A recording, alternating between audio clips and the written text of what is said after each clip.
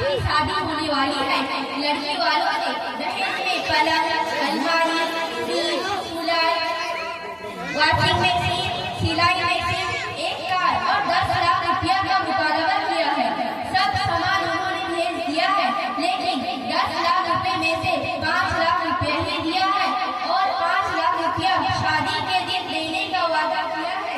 उन्हीं 5 लाख रुपए में से मेरे लिए, मेरी बेटी के लिए, मेरे पूरे खानदान के लिए और मेरे नूरे नजर साजिद के लिए शहर के सबसे नामी मॉल से कपड़ा वगैरह खरीदने जा रही हूँ। वाह बहन वाह, तुमने तो कमाल ही कर दिया। दहेज में इतनी कम सामान क्यों मांगी हो?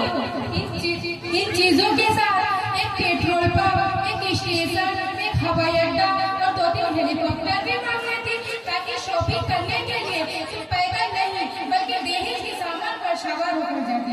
अच्छा मुझे बात बताओ, तुम्हें दहेज लेते हुए बिल्कुल शर्म नहीं आई? तुम्हारे पास भी एक नौजवान बेटी है, कल तुम जब उसकी लड़का ढूंढोगी, लड़के वाले इन्हीं चीजों का मुतालबा कर दे कि तुम्हारी इतनी हैसियत है कि तुम्हारी बेटी को दहेज में ये चीजें दे सको।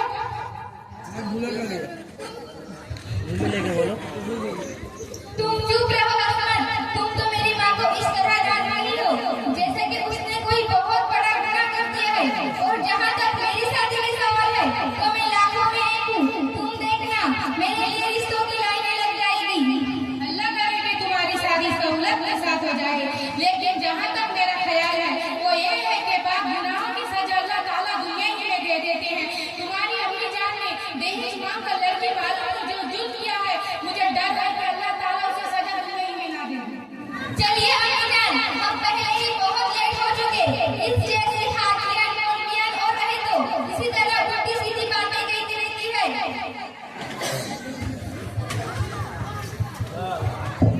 आसिया लोग सब एक तरफ घूर के रहिए, एक तरफ घूर के रखा, एक तरफ ओटो का सुई दे, ओटो का सुई दे, ऊपर ठेल, ऊपर ठेल। अस्सलाम वालेकुम वरहमतुल्लाहि वबरकातुहू। देख के बात कर सकी। अरे तरफ तक वालेकुम अस्सलाम वरहमतुल्लाहि वबरकातुहू। बैकग्राउंड में बैठी है आसिया, घूर के जाओ इधर दे, कैमरे की तरफ।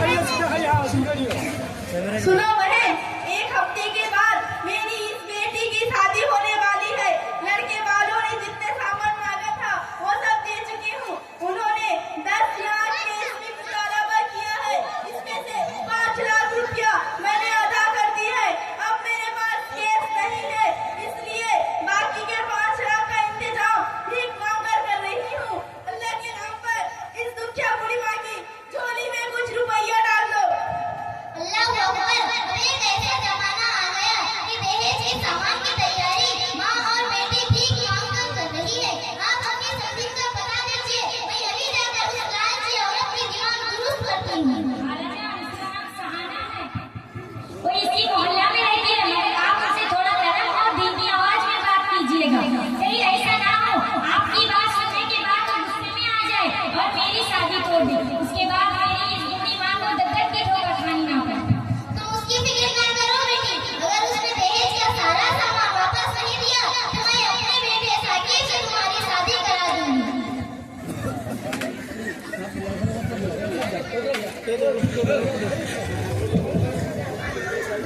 ओ फरीन सीधा होके इधर खड़ी हो, इधर इधर इधर इधर।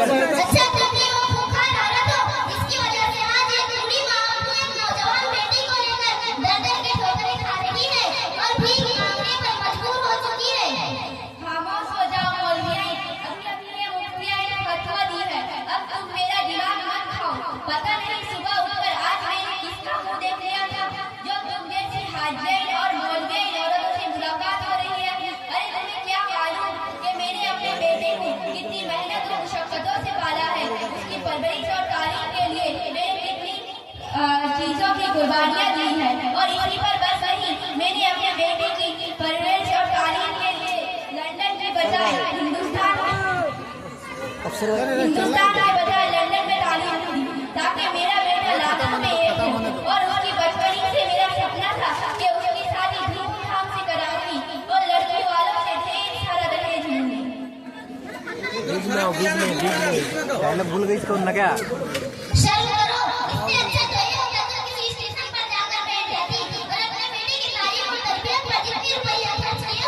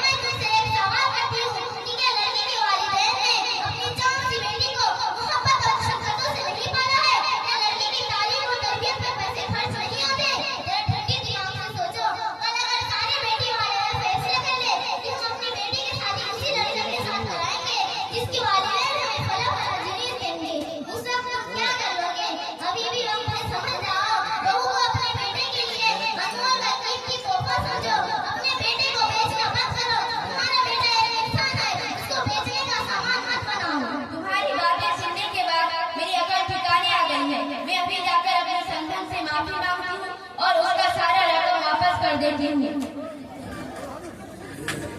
मुझे माफ कर दो समधन, मुझसे गलती हो गई। मैं अभी जाकर अभी तुम्हारा दहेज का सारा सामान वापस कर दूंगी। ठीक है समधन।